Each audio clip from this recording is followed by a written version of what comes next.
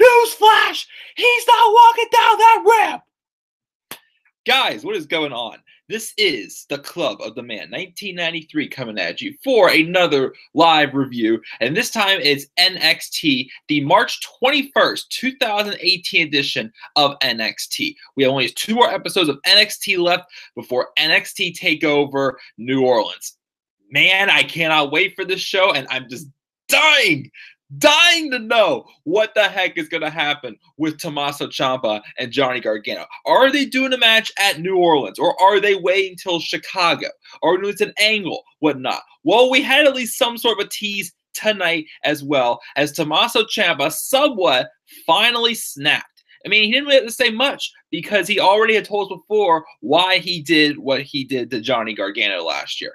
But he spoke a little bit, and we got this feud going a little bit further, as I just dying to know what's going to happen. This is one of those feuds I'm like, come on. Like, this is one reason why I tuned NXT. But we'll get into that shortly. Overall, this episode was definitely a strong episode. I liked it. Enjoyed last week's a little bit more, but this week's was just fun as well. We had another match with a Dusty Rhodes Tag Team Classic, a mystery partner revealed for the replacement for Mustache Mountain. Apparently, Tyler Bate suffered a minor knee injury, but he's going to be out for 2 weeks, so he is unable to wrestle in the Dusty Rhodes Tag Team Classic. So him and Trent Seven, also known as Mustache Mountain, are not taking part in it. Roderick Strong did, pitch his case to Regal to be put in, and so he was granted his request, and he had to find a partner. So we had the first round being wrapped up for that. We had an awesome main event with Adam Cole and Cassius Ohno. I'm sorry. Adam Cole, baby! And that was a pretty good match as well. So overall, for the most part, pretty good stuff today on this week's episode of NXT. What's going on, Robbie? He said, Tommaso Ciampa, take 3. So let's start right off with Tommaso Ciampa, take 3. So the past 3 episodes of NXT, Tommaso Ciampa has come out, and he has just been dealing with a course of boos. It looks like he's about to talk, but then they will not shut him up. I mean, they kept keeping them shut. It's somewhat similar. Well, not as good as when they were. The crowd was not as much of a riot whenever Roman Reigns came out night after WrestleMania 33 last year. But this is still awesome to see. There again, as I keep saying, Tommaso Ciampa is pretty much the best heel in the company right now in all of WWE. Even he outdoes any of the heels up on the main roster for the most part, in my honest opinion. Just being a little, over exaggerating there. But anyway, so Ciampa comes out once again to his chorus of boos. I'm like, okay, 3rd time's a charm. Is Ciampa finally gonna snap? And I'm waiting, like, he's got to say something. He came so close last week, and then he never said anything once again. It wasn't out there short. The first week was definitely the best one, because the first week I was like dying to know what he was gonna say something, but he didn't. Last week it was not as long, but this week he came out there. They're still booing him, and they're chanting Johnny Wrestling, holding up Johnny's emoji signs and whatnot. I'm just like, he's got to say something. Isn't this getting into his head finally? He's going to say something. Well, finally, he snaps. And then finally he just, after hearing the We Want Johnny chants and the Ciampa sucks chants, he finally starts screaming out as I started off of this review, he's gone! He's gone! Newsflash! I'm the one walking down the ramp, not him, or whatever the heck he said. My voice is a little strange tonight, sorry. But yeah, so he finally speaks, and then everybody's still booing him, and he puts his hands up and drops the microphone, like, look who's here, like, it is, like, I've taken out your hero, and whatnot. So he gets down, and he starts walking past all these fans, all of them holding up Gargano's emoji signs. So the first one he takes, he grabs it and he tears it up, and then he wipes his rear end with it. So I'm like, that's what I think he thinks of him. And then he goes to a couple other, like a younger girl, and whatnot. And then he goes up to like an older woman, and she gives him a thumbs down. I'm like, that's right, Grandma. That's right, Grandma giving you a big thumbs down there. And he takes another one and rips it up. So he's taking his good old time ripping up signs.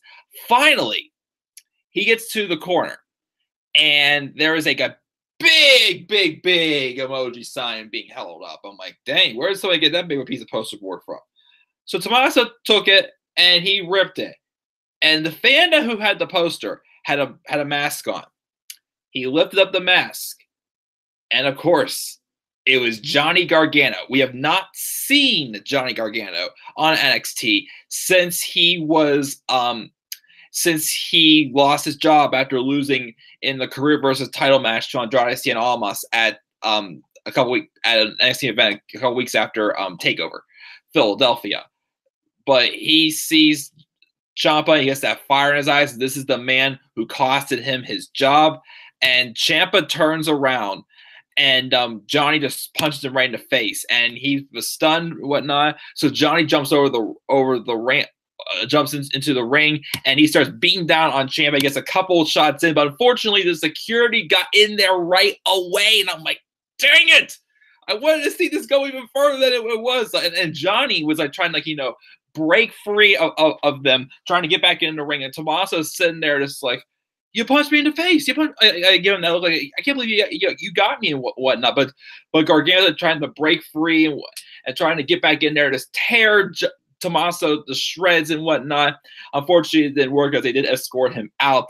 But finally, not only did we get Ciampa speaking, but Johnny Gargano finally got his hands on his former best friend, former best friend, Tommaso Ciampa, and literally just beat the crap out. Well, he got a few punches in before security already got in there, and just didn't hesitate to escort him out of the building. So yeah, so again, I don't know if we're going to see anything more from these last 2 weeks, because as of now, it's still up in the air. Like, I feel like, if there is not a scheduled match for Ciampa or Gargano for New Orleans, there has to be some sort of angle happening there. It has to happen. They can't just do this all and then go a few weeks without doing anything with it. Something else needs to happen with this feud. And again, I am fine if they want to wait to have the match till Takeover Chicago, because once again, that is where the turn happened. That's where Johnny's going to get his retribution on Tommaso Ciampa. But there's a chance that it could happen at Takeover New Orleans too, which I'm fine with as well. So we'll see what happens. But definitely a great opening segment. Tommaso finally snapping, and Johnny jumps him, and then there was a exclusive video showing Johnny literally walking back to Full Sail after the show, and the fans coming out and cheering. He's like, "Hey guys, did you like the show?" Taking photos with us. So Johnny's going to try to walk right into Full Sail, like no problem. And security's like, "Whoa, no, you can't go in there. You can't go in there." And everybody's chanting him, saying, "Let him in, let him in." And there was a woman there also start chanting, "Hey, his wife works here. He can go in and see her." He's like, "Yeah, I can do that." And maybe go punch Tommaso Ciampa in the face again. Everybody's chanting his name, taking selfies with him. And the security's like, no, you can't go in there. And he's like, "Hey, look, I have an action figure of me. They're selling merchandise of me over there right now, and this isn't that." He's like, "If you're doing that, I can go in, whatnot." And they're chanting, let him in, let him in. They won't let him in. So I don't know. I mean, the video cut out, so Johnny most likely did not get in. But we'll see what happens next. Maybe next week or the following week or Takeover New Orleans. Something's going to happen. Something's got to happen. Even if it's a segment like similar to what happened with Seth Rollins. Show's called Takeover, right? At Takeover San Antonio last year. Something like that, please. It would be pretty darn awesome. But yes, I'm just dying to know. I cannot wait for this match. It's going to top off their match in the Cruiserweight Classic, as I keep saying. And again, as I keep saying, whenever this match happens, it has to main event the pay-per-view. Nothing is going to top it off. I mean, all respect to Aleister Black being NXT champion, and Andrade Cien Almas, who has done an excellent job as NXT champion and proven to me that he can be a main eventer. I'm sorry, but this is the hottest thing going on in NXT right now. The storyline right here. And nothing's going to be able to, surpass it and whatnot.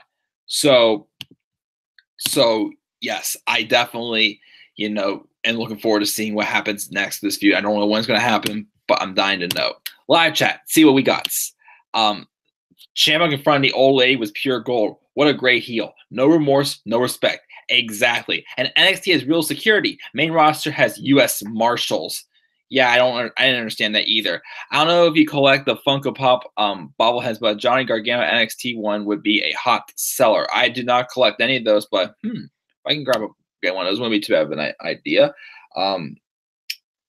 Any ice cream bars yet? Had to ask about those, Robbie. But yeah, so great opening segment. We'll see what happens next.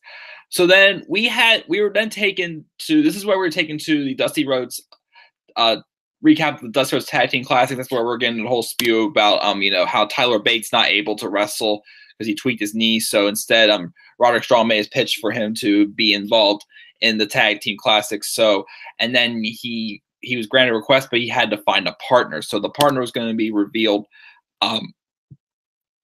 later on. And then we also got a recap also of what happens when we get to our main event, which is Adam Cole and Cassius Ohno. I guess they had a little bit of a war of words on Twitter about how Cole said he's an uncrowned champion in NXT, and then Cassius Ohno was saying something like you got to do more than just run your mouth about that, baby. So meet me in the ring tonight. So they scheduled their match. First time we've seen Cassius Ohno, I believe, since his match with Velveteen Dream at Takeover Philadelphia. It's been a while. So then we had a video of Undisputed Era, all three members, which I'm not sure, which Bobby Fish was there, but I'm not sure if these tapings took place before or after their his injury took place. So again, he's going to be out 6 months. He has a partially ACL and MCL tear. He's going to be out for about 6 or 7 months. So I'm wondering still, again, I don't read the spoilers, so I don't know if Adam Cole and Kyle O'Reilly are going to defend the NXT tag titles, or if it's if they're going to go some other route with this. I'm not sure. We'll see what happens. The winner of the Dusty Rhodes Tag Team Classic is supposed to be facing Adam Cole. I mean, it's basically Undisputed Era for the tag titles at Takeover New Orleans in 2.5 weeks. But they were mocking Roderick Strong about getting into the tournament, saying that whoever wins Dusty Rhodes Tag Team Class doesn't matter because they're just going to lose to the baddest tag team on the planet in New Orleans. Cole then says he has a walk in the park with Ono later. That also doesn't matter. He'll win tonight on his own because it's their era and that's undisputed. So he said he wants to win this one on his own. So he said, don't worry about coming out, guys, which I thought was a good idea because it did make Adam Cole look pretty darn good tonight as well with the match he had. But anyways, now we move on to our next match, which was the last first round match of the Dusty Rhodes Tag Team Classic. It was the team of Oney Lorcan and Danny Burch, which I hopefully they keep these guys together and build up as a strong, babyface tag team as well. Maybe eventual tag team contenders, maybe. But them against the team of Roderick Strong and his surprise partner is, drumroll please, Pete Dunne, the UK champion. I'm like, okay, they haven't teamed some sort of alliance recently. After their match they had at they had the match on an episode of NXT several weeks ago for the UK title, and last week it was Dunne saved. Strong saved Pete Dunne from Adam Cole after they were confronted also previously by the Undisputed Era as well. So they've teamed up to go to the Dusty Rhodes Tag Team Classic and probably go get retribution against what the Undisputed Era have been doing to the both of them. So they had this match. It was pretty good, hard-hitting, physical match as Oney Lorcan and Danny Burch have very similar styles. And they both remind me a heck of a lot of Cesaro, especially Oney Lorcan as well. I think they would have worked great together as a tag team. I would like to see them have an actual tag team name also, in my opinion. But Roderick Strong and Pete Dunne worked very well together. They still had Pete Dunne not being a complete heel, but not being a complete babyface. More of a tweener in this match, pretty much. Yeah, I want this to be my way. But then at the end of the match, after they won, the match, and he's like, all right, we have a pretty good team here because Roderick Strong got the winning pin, hitting the end of Heartache on Danny Burch to get the win. So they're going to advance to the next round of the Dusty Rhodes Tag Team Classic, which we already have a stat card for next week's episode of NXT, which we have Aleister Black will be live next week, as he is going to respond to the words that Andrade Cien Almas said to him tonight, which I'll mention that shortly. And also, we're getting our 2 semifinal matches for the Dusty Rhodes Tag Team Classic. The Street Profits taking on Authors of Pain, and we have Sanity taking on the team of Roderick Strong and Pete Dunne. So I look forward definitely to seeing those 2 matches. The following week, we will find out who we're facing Undisputed Era TakeOver New Orleans. So it's one of those 4 teams. Who do you think is going to be? Authors of Pain, Sanity. Shoot, I forgot the names now. Oh, Stripe Profits. Wow, big botch there. Street Profits and a team of Roderick Strong and Pete Dunne. So let's see what happens then. But another good match by them. We had a video. I kept calling him Ryo Shed, but now I got his name properly. Excuse me. I botched so many names before I actually hear him. Just like I thought Shinsuke Nakamura's name was Shinsuke Nakamura before they actually said his name on TV. So I'm like, So I'm sorry I'm botching, but it's Ricochet. A video of him coming soon. As we're probably seeing him in EC3 soon. I don't know when they're going to be debuting yet, but I look forward to seeing them well in NXT. So then we had a match. It was Ember Moon taking on Aaliyah. I haven't seen Aaliyah for a while. Let me tell you what. Not too bad. I gotta say. But anyway, so we had Ember Moon and Aaliyah in a match. I remember the last time I saw Aaliyah, she kind of looked like she had a little bit of like an edge to her, but this time she seemed like she was back to her bubbly self, showing sportsmanship in the match with Ember Moon. It was basically a match just to give Ember some more momentum going into her match against Shayna Baszler at TakeOver New Orleans. During the match though, Baszler made her way out to the announce desk, and she sat there with the announce team and put their feet up and tells them that Ember is going to get a reminder in New Orleans that the only way to stop the violence she inflicts in the ring is to tap, nap, or snap. She does whatever she wants because no one can stop her. And then, she pretty much, even though it was just a friendly match between the 2 of them, Ember started getting heated up, and she started, looking over at Shane and said, "Hey, Shane, I'm doing this to you, whatnot." And Shane says, making fun of Ember on there. It's like, yeah, I think she's going to do that that eclipse on me, but it's not going to work on me. It's not enough because everybody knows that I'm the one who runs this division and not Ember Moon. Ember eventually does hit the eclipse and defeats Aaliyah in a match, which again, I hope they do more with Aaliyah because I definitely do see the potential in her. And they've kind of backed off on her for a while. I haven't really seen her too much. She was getting a good amount of TV time about a year or so ago, or even like a year and a half ago, but they kind of backed off a little. But I definitely think she has the potential as well to be a good women's wrestler as well. So I definitely hope she has more time. But it was definitely good to see her again, and Ember Moon,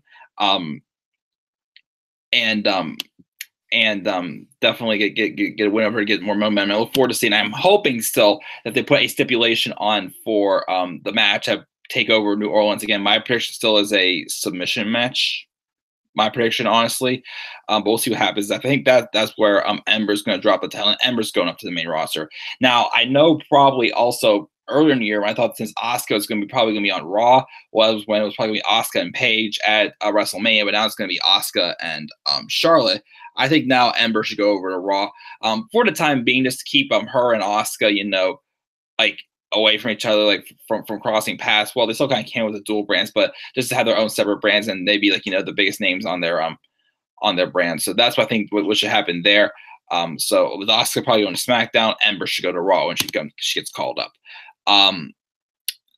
So we're supposed to get a match involving Raul Mendoza, but when he was making his entrance, out came Almas and he threw him off the ramp. He makes his way to the ring with Zelina Vega, which I also gotta say, dang. He gets an angry promo in Spanish and the transitions to English. He's furious. Aleister Black disrespected him and his business associate last week, and he declares to face him. And he dares him to face him next week, face to face, like a man. So that's why Aleister Black's gonna turn live to address Almas. Let's see here. Let's see what Robbie says in the live chat. No, Mike. I asked the question. Where are my Zelina Vega ice cream bars? Well, you saw her quite tonight. And once again, all I gotta say is, damn. The Lorenzo Bros, and I like to call Aaliyah Noof. And then Shayna, snap, nap, or tap Baszler. Shit, that's a good nickname for her. Every time she says that, I keep thinking of Snap, Crackle, and Pop for the Rice Krispies. I literally have a shirt. I think I packed it away for the winter, though. Which, yeah, by the way, guys, if you were here live for my SmackDown review last night, remember how I said it was snowing a little bit? It snowed a little bit yesterday, but literally from 8 o'clock last night till 8 o'clock tonight, the East Coast under another winter weather advisory, and yeah, we got like 6 or 7 inches over here. So I was stuck home today. Well, I got work done, but I couldn't go out for my walk or what. I couldn't, like, even if it's cold out, I go to the mall to go for a walk or whatnot. But nope, couldn't do that. Nope, not gonna happen. But it's supposed to warm up next week. Thank goodness for Easter. So yes, get rid of all this snow because it's spring now. We're 2 days into spring. Monday was still considered winter, and I was outside hitting baseballs on a baseball field right down the street from my house. And now we have spring yesterday, and the second day of spring today, and it snows. Wait a minute. Let me check something here. Have I don't think I have. So Mother Nature. You know what happens whenever you're not getting your seasons straight here? You know what happens when it snows on the first 2 days of spring? Mother Nature, you just made the list.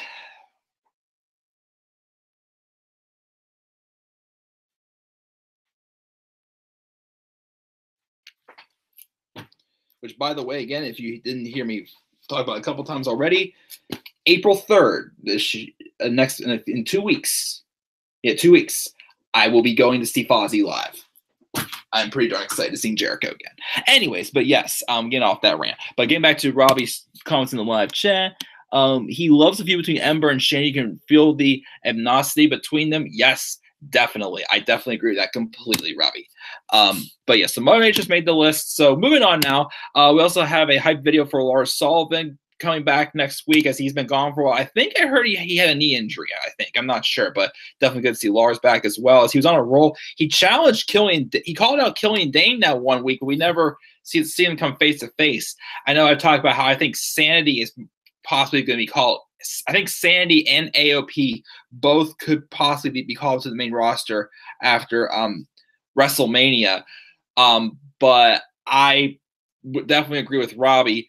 He's mentioned this too. That's why I put in my predictions for TakeOver New Orleans, but it doesn't look like it's going to happen. That it should be Killian Dane and Lars Sullivan having a match, but it's probably not going to happen. I'm not sure what they're going to do yet, but still want the match with Johnny and Tommaso, but we'll see what happens with that as well. I haven't read any spoilers yet about anything, so I don't know what's official, what's not. And then we have Regal backstage informing us that next week he's going to make an announcement that will change the face of NXT forever. Can't wait to see what that is. Again, I'm not reading any spoilers. I want to be surprised.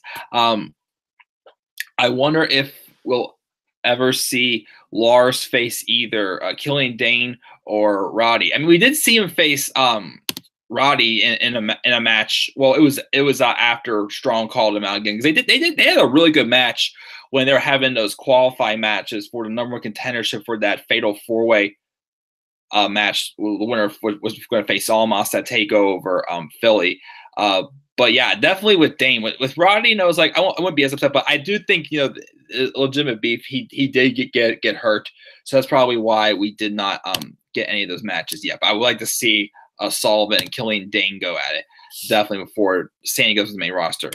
But then, anyways, we have our main event. It was Adam Cole taking on Cassius Ohno. Good match. It was good seeing the knockout artist again. I don't think we've seen him since his match against Velveteen Dream at TakeOver Philadelphia. It was going to, Cassius Ohno be just another solid veteran there, just trying to help, give someone else more momentum, as they obviously have something in mind for Adam Cole for TakeOver New Orleans, which I'm not sure what it is yet, but we'll hopefully find out in the next couple weeks. Again, I think he's probably going to have to wrestle in the tag team match, since Bobby Fish won't be healthy at all to go. So we have this match happening there, and there was a moment in there. Speaking of people getting knee injuries.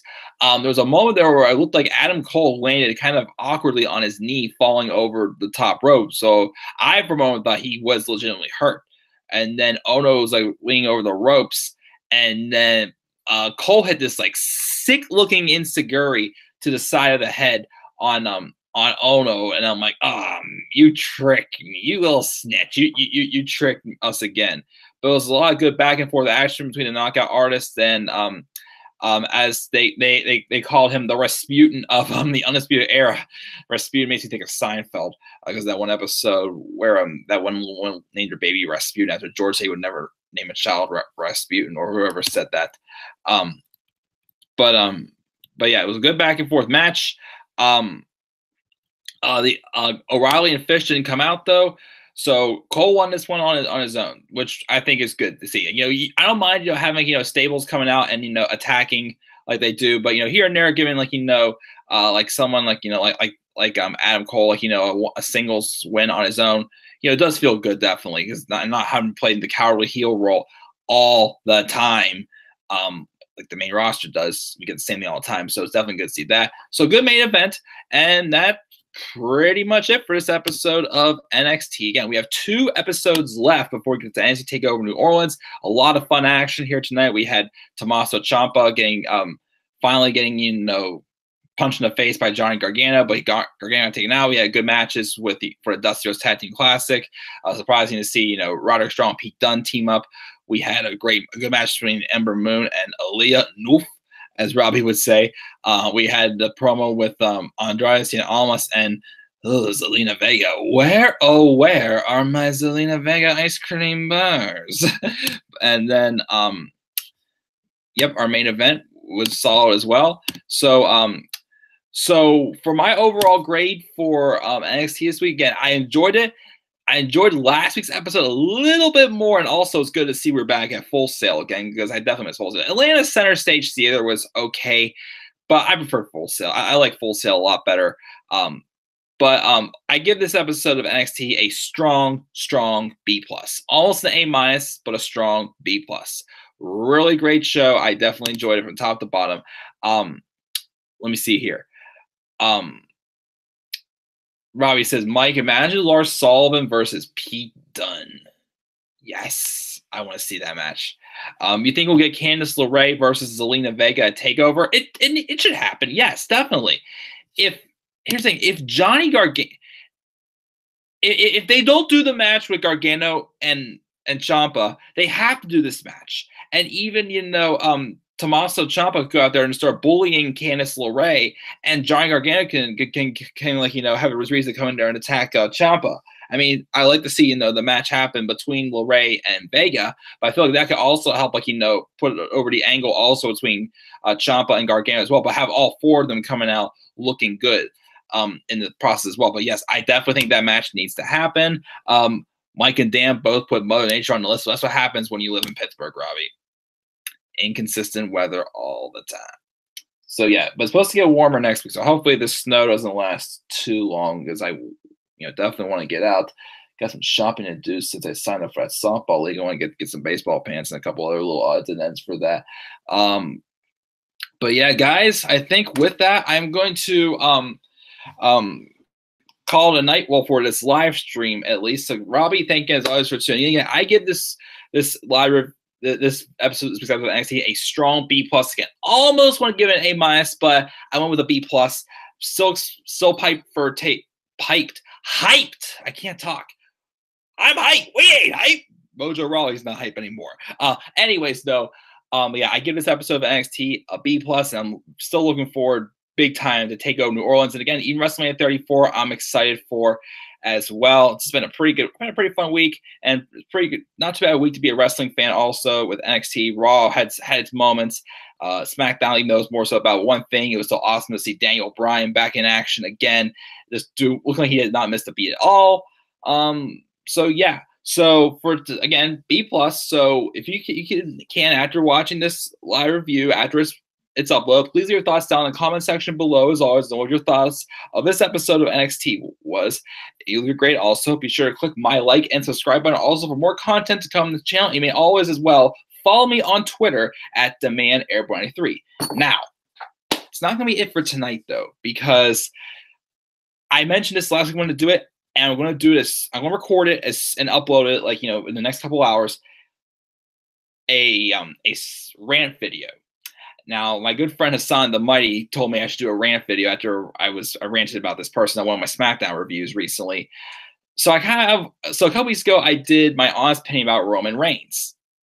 I want to do another video similar to that, except it's going to be a rant on somebody else. Just to have some fun, just blow off some steam, just rant for the heck of it. And I will upload that, within the next couple hours. So get ready to hear your boy, the Club of the Man 1993 rant. And just, I've been told I'm pretty entertaining when I rant. So I decided to do it. I'm going to do Road to WrestleMania episode 29 tomorrow. I'll record that first thing tomorrow. And then I am I'm going out with a friend tomorrow night for dinner. But when I get back, I'm going to do a special live stream just talking about my favorite Daniel Bryan moments and, our weird dream matches as well, or what do you hope to see from Daniel Bryan returning back to the ring as well. It could be matches, could be segments, could be anything you would like to imagine. So again, we'll probably maybe around 9 or 9:30 tomorrow night, Pittsburgh time, maybe. But that's the plan for the rest of this week.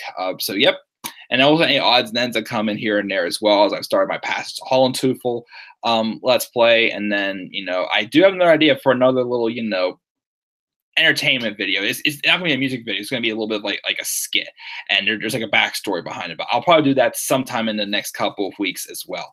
Just be patient with me, as it's starting to pick up again on the season for me for my career. I'm still trying to find another job to help me get a little more dough on the table. And yeah, also next week could be a little chaotic also with the Easter festives as well, because of the Holy Week masses I attend, and Easter festives I do with my family. So, but I should be able to do my live reviews next week as well, as always. So guys, thank you again. That's just, just a little update on what's going to be happening with the channel next couple of weeks as well. Let's see here. You think Ciampa will finally start beating down Johnny wrestling fans based on tonight's events? Oh man, I have the faith that NXT could do that. I kind of do hope like that does happen. Hey, we've had U.S. Marshals and police officers. We've had fans be brought in the Occupy Raw thing. I'm sure if you put some extras, even some jobbers or whatnot that are trained to do this into the live audience, and he does that, man, that would be awesome. Even if it's a legitimate fan that volunteers, hey, you can definitely let me be involved in this beatdown. Yes, definitely. Again, as always, guys, hashtag please sign Robbie. Check out this man's channel again. Robbie, please also make videos on those great ideas you've told me about. And you told me there was, I'm dying to see it. There's a match that you thought about booking that I am dying to hear what you got to say about what it is. I have no clue what it could be. So definitely get that video out there. Matt Hardy better invite the Riot Squad to the Lake of Reincarnation so Ruby can push them in and delete them. Well, not completely get rid of them in general, because I do think, Sarah Logan a little more all potential, but this whole Riot Squad thing just needs to die. No more Charlotte, Becky, and Naomi versus the Riot Squad, please. Yes, definitely. It's on Minder Jahal. Oh. You're firing up already, Robbie. I'm getting ready to record that rant. But yes, I will go ahead and record that. So expect that up in a couple hours. So guys, Robbie, as always, thank you guys for tuning in. I'm out of here. I'll see you guys in a little bit, as you will definitely hear me rant. So until then, guys, peace.